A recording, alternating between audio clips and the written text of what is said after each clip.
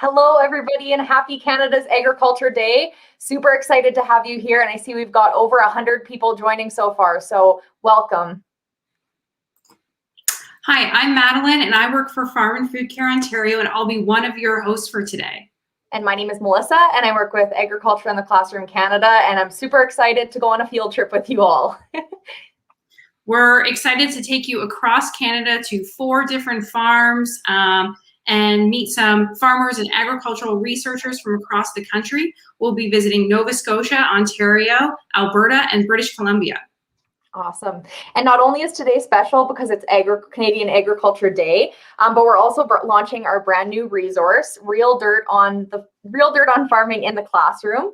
And this resource links to curriculum in grades 7 to 12 across Canada. And it gives students an opportunity to explore the key areas of animal welfare, crops and plants, sustainability, agriculture policy, and more. This project was a collaboration between Farm and Food Care and Agriculture in the Classroom Canada and was proudly supported by Farm Credit Canada. Awesome. And I really would love to know where everyone is joining from today. So if you wanted to put in the chat where you're tuning in from, what school, what grade, and we'll be able to see where all of our field trip members are. So just a few housekeeping items before we get started with the tour. All of these tours that we're streaming today will be recorded and available for replay. So if it doesn't work for your time zone or you have to hop off to another class, no problem. They'll be available for you to watch later. The resource is available for download at www.realdirtonfarming.ca. And if you wanted print copies of the Real Dirt on Farming publication, you can contact your provincial Agriculture in the Classroom organization. So again, the live Q&A will be taking place at the end of the tour. So please leave your questions in the comments, and we'll be able to ask Amy, our farmer, some of your questions. So it's time to get into our first tour. So we are very excited to introduce you to Amy. Amy is a chicken farmer from Nova Scotia. Hi, Amy.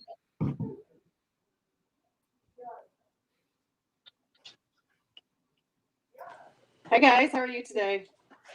We're great. So can you tell us a little bit about yourself, your farm, and what everyone might be seeing today? Sure. So I am from the Annapolis Valley, Nova Scotia, and today we're going to take a walk through one of our barns, and we're going to show you a little bit about our on-farm food safety and animal welfare program, as well as some of the biosecurity measures we take in our barns. That sounds awesome. So for all of you tuning in, many of you might know that many rural Canadians, as well as many farmers, don't have access to high-speed internet. So Amy was very kind and pre-recorded this wonderful tour for us today, and she'll still be joining us live afterwards for a Q&A to answer any questions you guys put in the comments. So just a reminder to everyone tuning in, put your questions in the comments and we'll get back to them after the tour. All right, I think it's time to get started. Let's go. Sounds good. Hi everyone, my name is Amy Vanderhyde and you're here on my farm today for a farm tour for the Real Dirt on Farming in the Classroom guideline. And this is happening because of a really exciting collaboration between Food and Farm Care and Agriculture in the Classroom Canada. So we're going to go on a little tour of the farm today, and we'll start right here in the furnace room. So this area of the barn is kind of the control center of the whole barn. Right here we have all the computers that control our temperature, our humidity, and monitor the atmosphere in the barn. Temperature for our chicks is really, really important because as chicks, they're too young to monitor their own temperature. So we have to do that for them. We have to make sure that the temperature is warm enough that they can maintain a stable body heat that provides them with enough heat and just be healthy overall. So these computers are really, really important. Everything is automated, set up on timers. These boxes behind us control fans, and you'll be able to see those in the barn when we go in. And They make sure that we're pulling fresh air across the barn for the birds at all times. More importantly, it is bringing out any ammonia or anything that can build up in the air and be unhealthy for us and the birds. So we want to make sure that there's fresh air at all times. So these fans they come on automatically when the system realizes that the air needs to circulate a little bit more. And we can also turn them on manually in the winter if it's really, really still, or we have a really warm stretch in the weather, which is really common here in Nova Scotia. And then in the summers, when we have really hot, humid weather, it allows us to open those up, kick the fans on, and really pull that air across. So another part of the furnace room here, we're in what is called the controlled access zone. And we can monitor several things. So right behind me here is what we call a barn flock sheet. And it keeps track of any records we need to keep in real time that pertain to this flock. So on this sheet, this is actually a part of our on-farm food safety and animal care program. So we have a visitor's log on it. So everybody that's not one of us has to sign in and sign out. And it allows us to keep track of our temperature, any changes in the feed, any changes in weather that happens drastically that may have an effect on the birds, and all kinds of other information, water, temperature. Just this says it all. So this part has to be filled out as part of our animal care program and our food safety program, because we are audited by a third-party auditor on this, and it is required by Chicken Farmers of Canada to be able to sell our product. So we have to have this program done. So before we go into the barn, I just wanted to draw some attention to this sign here. It's "Do Not Enter, Biosecurity in Effect." So that means that unless you have our permission or are accompanied by one of us, you are not going into this barn.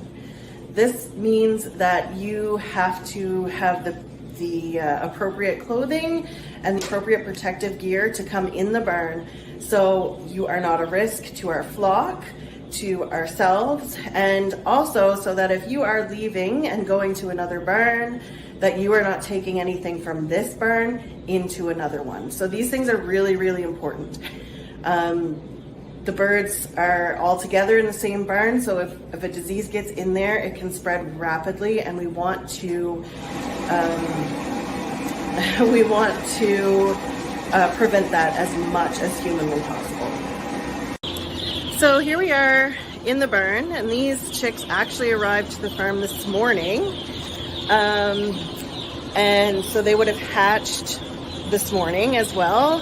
And as you can see, they've already spread themselves throughout the barn. They have found their water sources and their food sources, which are the first two things that we want to see in a flock. We want to make sure that they're moving and that they're finding their feed source. So another thing that you'll notice throughout the barn is we have all these lines.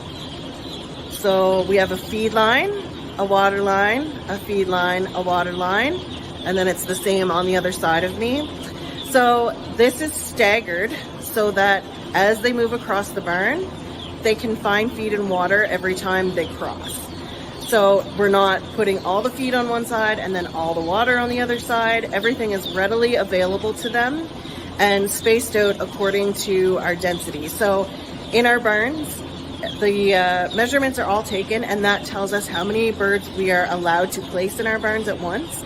And that's because we want to make sure that we have the right equipment, but that we aren't overcrowding, which can cause other problems such as low growth rates and higher risk of disease and other things like that. So right now we are probably a little under what we're allowed to have in this barn, but as they do grow up, they do fill in the space a little bit more. So right now they're tiny. It doesn't look like there's many in here. We actually placed just over 8,000 in here this morning. So still a relatively small flock, but it meets the specs for this barn. So over here are the are the fans that I mentioned in the furnace room we saw the controls for. Right now they have their winter screens on them, so you can see kind of this white and black squares. And that's because it's been quite cold here. It's been in excess of -20. So we don't want that really, really cold air to come in, especially at this vulnerable of an age. They really like it to be about 33, 34 degrees when they first come in. And again, that's because they cannot regulate their temperature. So we want it really nice and warm for them.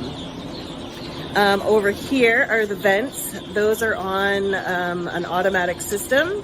So they'll actually open when we need some fresh air brought in. And the fans will pull that air across the ceiling. And the heaters behind me, there's one right there. They heat that air. Because heat rises, we want that air to kind of come up, be heated, and then circulate back around. So that's how we work in our ventilation. So our ventilation is really, really important. So once these guys get to about 21, 22 days of age, we actually do start monitoring the ammonia levels down at the level the birds are at. And this is to make sure that our ventilation is doing its job and that there isn't a lot of ammonia in the air. So keeping that in mind, that chickens produce a lot of ammonia in their manure. So as they grow in the barn, of course they leave little deposits for us, and that builds up over that flock. So we want to make sure that everyone is healthy and that it's healthy for them and it's healthy for us, so we do start that monitoring. And if we notice that there is a little bit of a spike, we can always increase our ventilation to make sure that that air is circulating. So over here is one of our feed hoppers, and our feed actually comes in from an outside tank. And this is what it looks like for little chicks. It's just kind of a little granular formula, and it is grain and grain byproduct. So they're getting a healthy diet that is formulated by a nutritionist at our feed mill for this age group and for our flocks. So our feed tanks are actually outside, and the feed comes in through these pipes in the ceiling. And that allows the bins to be kept at a good temperature and that no feed is coming in and getting too warm or rotting. But it also allows us to monitor the feed a lot better and not have to come in and out so much of the barns. And it also allows us to have our feed company come in, fill up our bins, do anything that they need to do without actually coming in the barn as well. Okay. So down here, you'll see that the drinkers, or the little nipples that are coming down from the water line here, are just a little bit lower than the chicks' beaks. And that is so they can just tap on it and get a drink. And that will rise with them as they grow. So once they get a little bit taller, we'll raise it a little bit, and it'll be right at their eye level, so they will know that that is where water comes from and it's easily accessible to them at all times.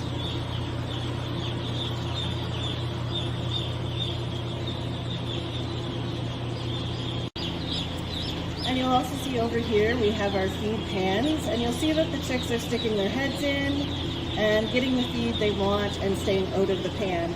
So these pans are really helpful to us because the chicks can't actually get in there as much, and they can't get dirt or feces or any other manure in there.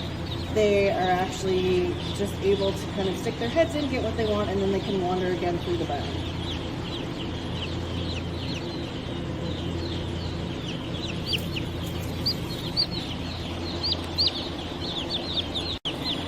Okay, and as I said, so these guys hatched this morning. So they're not even 24 hours old.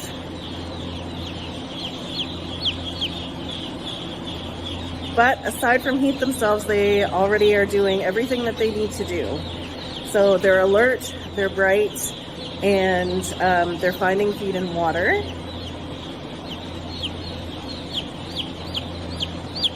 And they'll grow steadily from here on out.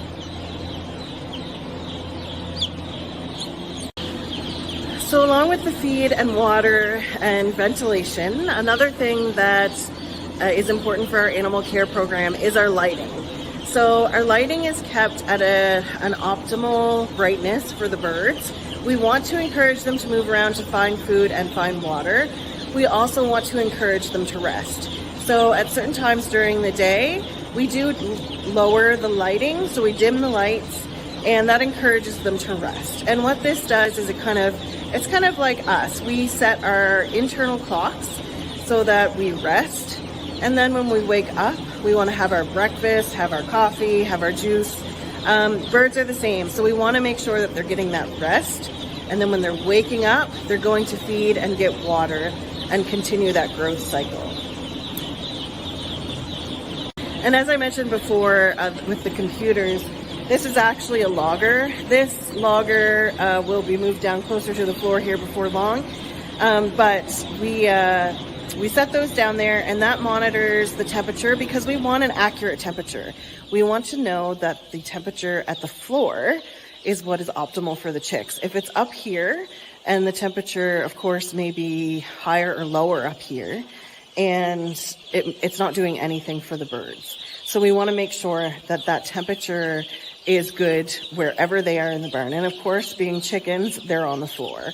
So we want to make sure that the temperature at the floor is consistent for the stage of growth that they're in. And that being said, so like I said, the temperature right now for these guys is around 33, 34 degrees. As they grow, that temperature will lower the temperature because they will regulate their temperature as they get older, but also they won't need as much, and they'll create some of their own heat as they get older. So by the time that they're, 25, 26 days, they're down around the 23 to 22 degree mark here in the barn. So it's about a 10, 12 degree difference in the barn from day 1 to day 25 plus. So they're with us for about 36 days total. So now that we're out of the barn, something that's really important is what we wear when we go into the barn and come out of the barn. So each of our barns has a designated set of shoes for each barn, and they are cleaned and disinfected between every flock and changed as necessary. So right now, we are in a controlled access zone, but if you look down here, this is a restricted access zone. So no shoes touch that unless it's the shoes that are already on it. We step out of our outdoor shoes into that boot, into the barn. We come out of the barn, step out of our barn shoes, into our outdoor shoes. If you were coming in to visit, or if you were a vet or one of our industry workers who comes and does vaccinations and things, what we require is booties. So plastic booties that go on over top of your shoes. And again, that would happen. So you step into the booty, onto the tray, into the barn. When you come out of the barn, you step onto the tray, take the booty off, take your now non-bootied foot and step out of that restricted access area. So again, that's just to cut down on anything that's coming in and out of the barn and doesn't allow for cross-contamination. And one more thing before we wrap up is actually our scale. So our scale actually is in the barn, and it has a little platform on it, and the chickens jump up on the platform.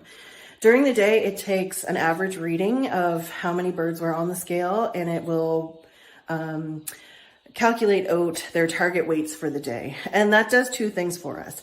It allows us to keep track of their growth, make sure that they're growing how they're supposed to be, and that they're being efficient with their feed, water, and everything else that's needed. And another thing is that it helps us determine their processing date. So once they reach a certain size, that's when they are optimal for processing for our customers. And that is predetermined by our processing plant. So that cuts down on an external person coming into the barn to do the weighing for us. We can do it right here on the farm, and then we just communicate to the processing plant what those weights are. So this concludes our barn tour. I just wanted to give you a little outside perspective. This is the feed tanks that I showed you, the lines going into the barn, and this is where they are outside.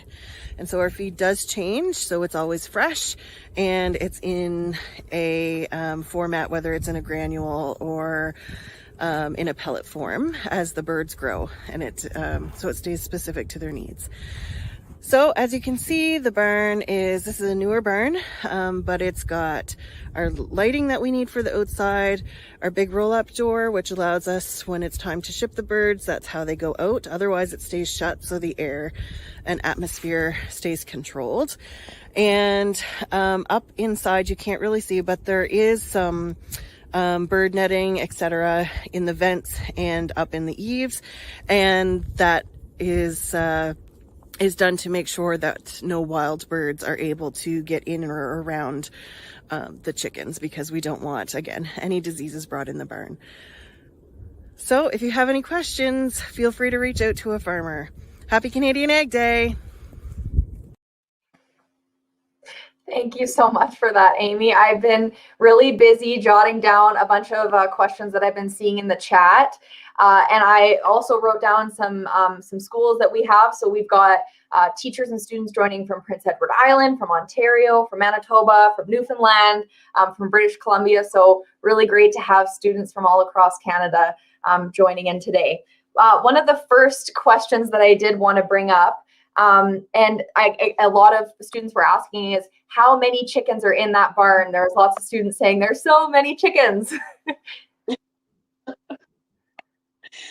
So in that barn, there was actually, and I'm going to say only, 8,000. So that is one of our smaller barns. Our bigger barns hold around 10 to 11,000. Okay, 8,000 chickens. That's a lot of chickens. We should have students guess in the comments. Oh, that would have been a good one.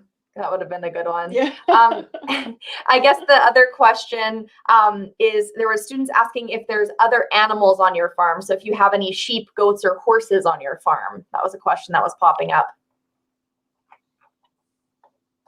So we don't have sheep, goats, or horses, but we do have some beef cows. So we have cows and calves, and just a few. The chickens keep us pretty busy, but it is nice to have some larger livestock around as well. Yeah. And we also had some comments in the chat, Amy, about your Nova Scotia accent. So I think some folks from either central or western Canada aren't used to the eastern accent. Anything else that you see in there, Madeline, that you think we should hear them talk? Yeah. Yeah. I have a great question from Tamara on Facebook. Tamara would like to know what is different about chicken farming now than chicken farming 100 years ago? Very good question. I would say a lot. I wasn't around 100 years ago to compare the difference personally, but I would say the structures have changed a lot. The ability to control temperature and raise a greater number has certainly changed, and our technology 100% has changed from 100 years ago. Good. I'm scrolling through the comments trying to pick one up for the next, but another one was about what do they eat? And I know you did touch on it a little bit in the video, Amy, but I'm wondering if you wanted to touch on it again about what the chickens eat. Yeah, so it's grain and grain byproduct. So mostly that is going to be wheat. And there can be corn and can be soybean in it, depending on the formulation chosen by our nutritionist. But it is, the bulk of it is just wheat. Okay, awesome. Another question from Cindy on YouTube, and Gurman wants to know, how do you stop the chickens from getting out the door you come in? That's a good question. We have, you couldn't see it in the video, but there is a little board in the doorway that probably stands about this tall, so about the size of my head, and that keeps them so they can't jump over it. But we do close the door every time we go in or out. But that's a good question. There is a little block there so they can't get out. Good stuff. And another question here was, how old is the oldest chicken? And I know you said that the one that you're holding in your hand, it was 24 hours. So I'm guessing that they're all the same age. Yeah, so all of our barns come in, all the birds come in the day they hatch. So every barn, all the chickens in each barn are the same age. So all the chickens in that barn were all about 24 hours old. Okay, very cool. I see a question here from YouTube. Lydia wants to know why the chickens have to be kept warm in the barn.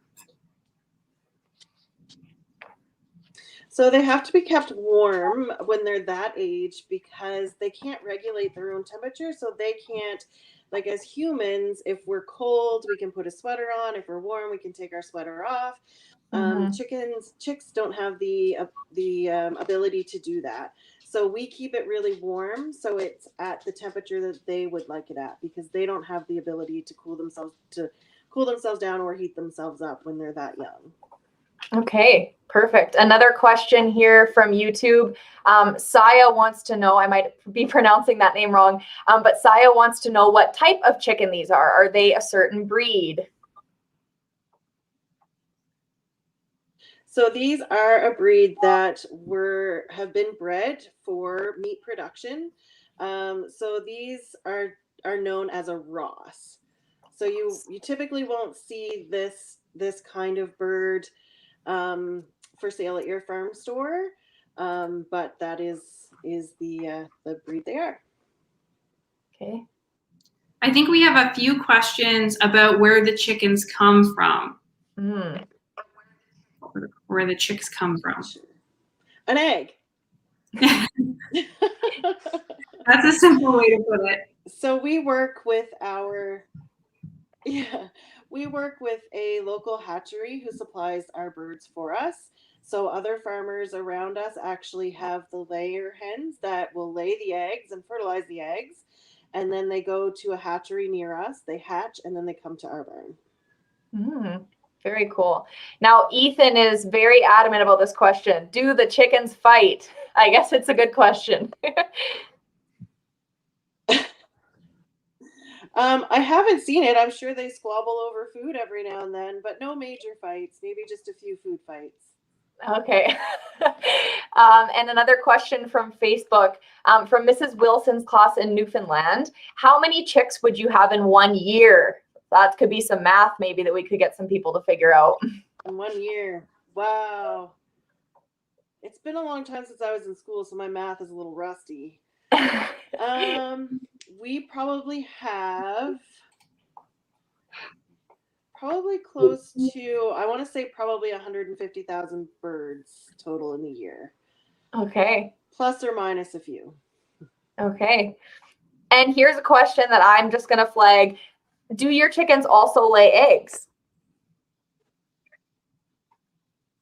They don't lay eggs.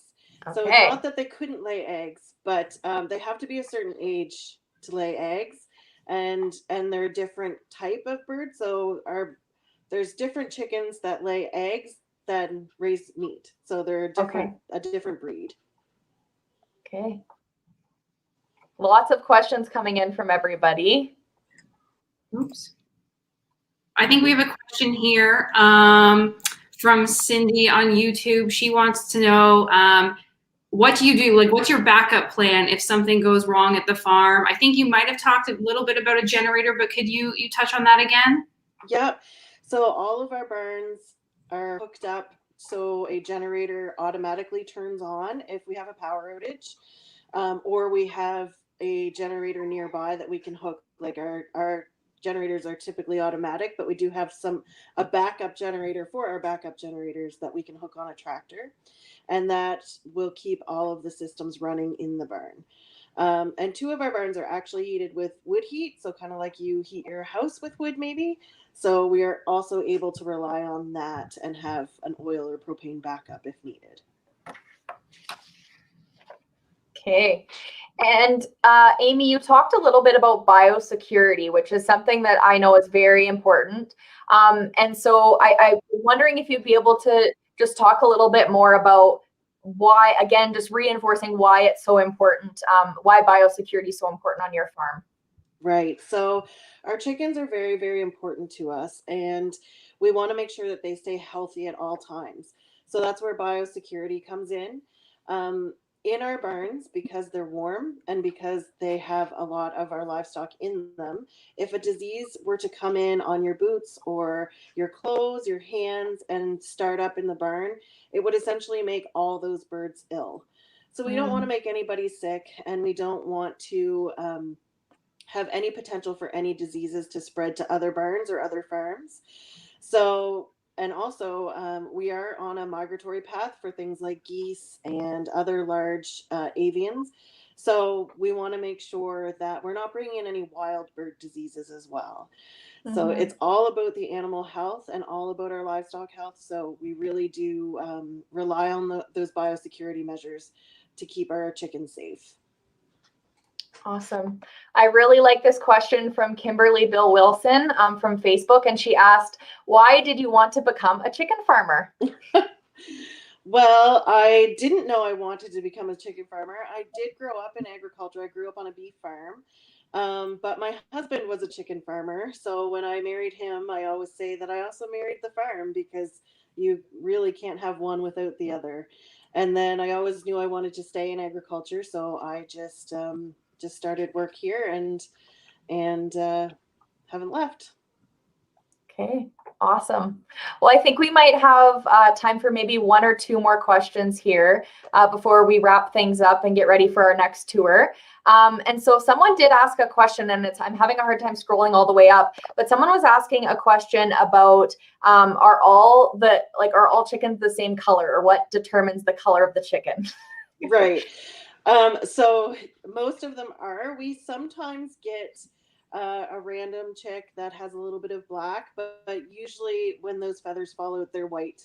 And it's just their genetics. So it's just their breed and their genetics that makes them a white chicken or a brown chicken. Awesome. Well, thank you so much. Oh, sorry. Go ahead, Madeline. No problem. I just have one last question for you, Amy. So I know farmers are experts in their own rights, and you have years of expertise, but you also probably rely on the help of some outside experts. I think you talked about working with a nutritionist. Can you tell us what other types of people you might work with to keep your farm running and your animals healthy? Right. So we work a lot with our commodity board, of course, which is Chicken Farmers of Nova Scotia and Chicken Farmers of Canada. We do work with our processor, and they help us out whenever we need help. And the feed I mentioned, all of our suppliers, our feed suppliers, our oil and propane suppliers, and the list really is endless. And of course, it's the same on the cropping side. So for the crops we grow, we also rely on the researchers and our field specialists to make it all work. It's certainly, we do put in a lot of work on the farm, but we couldn't do it without these other people and their expertise and advice. Yeah. Awesome. Well, thank you so much for joining us today, Amy. We loved your video, and it was so great. We had so many people tune in with their questions. Anybody who's still watching, if you have more questions, feel free to drop them in the comments, and some of us will try to take a look later and get you some answers. But again, thank you so much, Amy, for joining us today. Oh, thank you guys for having me, and I really enjoyed it, and I hope all the other tours are great. Thanks, Amy. Happy Canada's Day. All right. So everybody who's watching right now, this was just the first of 4 tours we are offering today. If you want to tune in with us again for our next tour, we'll be visiting an egg farm. So all of you out there who were asking what the difference between an egg farm and a chicken farm, you'll have your answers in the next tour. So that is at 2 p.m. Eastern, and the tour is taking place in Ontario. Awesome. Yeah, so just a reminder for any teachers who are still hanging around, if you're looking for the resource, it's available in both English and French at the website that's just listed right here at the bottom.